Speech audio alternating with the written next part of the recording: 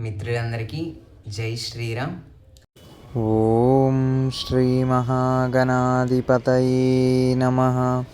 మిత్రులందరికీ జై శ్రీరామ్. ఇప్పుడు మనం అరసవెల్లిలో ఉన్న శ్రీ సూర్యనారాయణమూర్తి యొక్క దేవాలయ ఆర్చి దగ్గర ఉన్నాము. స్వామివారి యొక్క దేవాలయం నుంచి మనం శ్రీకూర్మం వెళ్తున్నాం.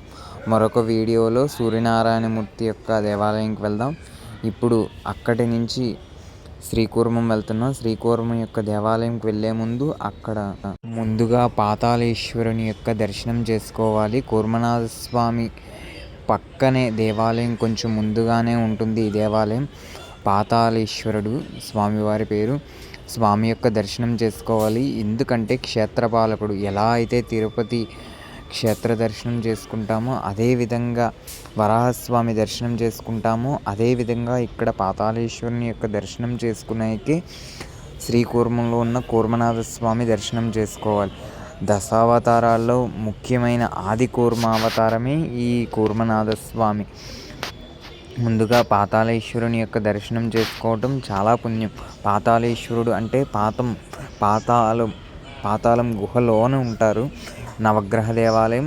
ఆ ఎదురుగానే పరమేశ్వరుని యొక్క ధ్వజస్తంభం, కొంచెం ముందున విఘ్నేశ్వరుడు, నాగప్రతిమలు అంటే ప్రతి శివాలయంలో నాగప్రతిమలు ఉంటూ ఉంటాయి. సుబ్రహ్మణ్య స్వామి ప్రతిరూపంగా అంటే పరమేశ్వరుడి పక్కనే ఆయన సంతానమైన సుబ్రహ్మణ్య స్వామి కొలువై ఉన్నారు.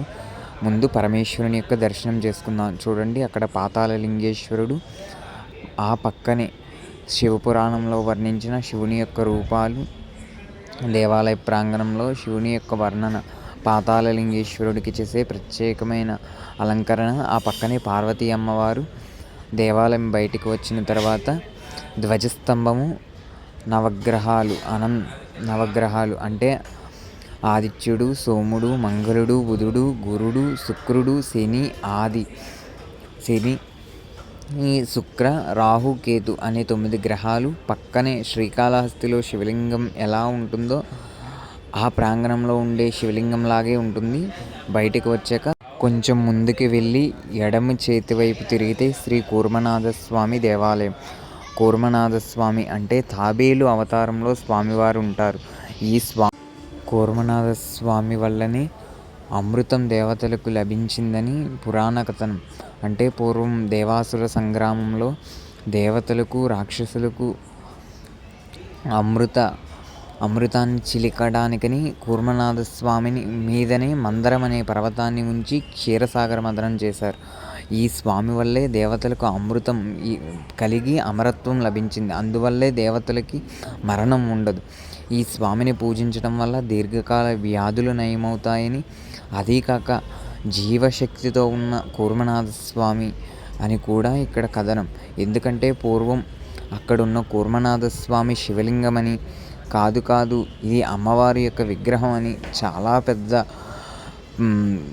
వాగ్వాదం అయ్యిందంట. అలా అయితే పరమ భాగవతోత్తముడైన మధ్వాచార్యుల వారు అంటే రామానుజం గారు వెళ్ళి ఇది ప్రాణం ఉన్న కూర్మనాథ స్వామి శ్రీ మహావిష్ణువు అవతారాలలో ప్రథమ అవతారమే ఈ కూర్మనాథ స్వామి, ఈయన సాక్షాత్తు విష్ణు స్వరూపము అనేసి ఆయన చెప్తారు. అవునా, అలా అయితే చూపెట్టండి అంటే స్వామి సత్యమేమిటో చూపెట్టండి అని రామానుజం గారిని అడుగుతారు. ఆయన అప్పుడే స్వామిని పరిపరి విధాలుగా ప్రార్థించి, స్వామి కూర్మనాథ స్వామి సత్యాన్ని నిరూపించు తండ్రి ఆయన వేడుకోగానే ఆ ప్రాంగణంలో ఉన్న కూర్మనాథ స్వామి, తూర్పుగా ఉన్న కూర్మనాథ స్వామి పరమట వైపు తిరుగుతారనమాట. అప్పటి నుంచి ఏ దేవాలయానికి లేని ప్రత్యేకత ఈ దేవాలయానికి వచ్చింది. అంటే ప్రతి దేవాలయంలో ఒక ధ్వజస్తంభమే ఉంటుంది, కానీ ఈ దేవాలయంలో మాత్రం 2 ధ్వజస్తంభాలు ఉంటాయి. అంటే చూడండి, ఎక్కడైనా ఒకే ధ్వజస్తంభం ఉండి మనం ప్రదక్షిణ అది చేస్తూ ఉంటాం మనం శివాలయానికి వెళ్ళినప్పుడు కూడా. కానీ ఈ కూర్మనాథ స్వామి దేవాలయంలో మాత్రం 2 ధ్వజస్తంభాలు ఉంటాయి.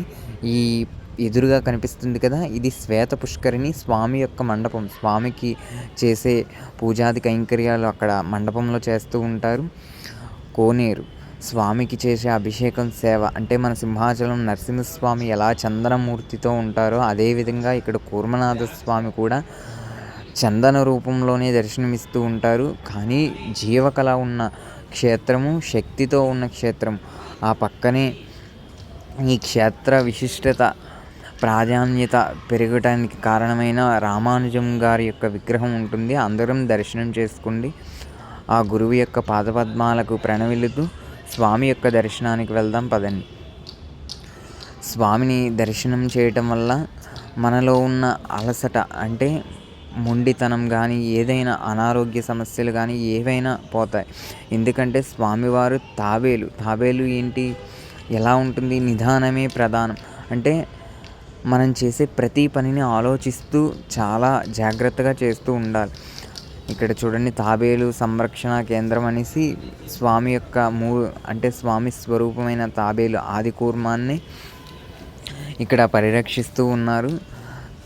మీరు ఈసారి శ్రీకూర్మం వచ్చేటప్పుడు ఆకుకూరలు కానీ, టమాటాలు కానీ ఏవైనా తెచ్చుకొని ఆ పార్కులో ఇవ్వండి, వాళ్ళు ఆహారంగా వేస్తారు.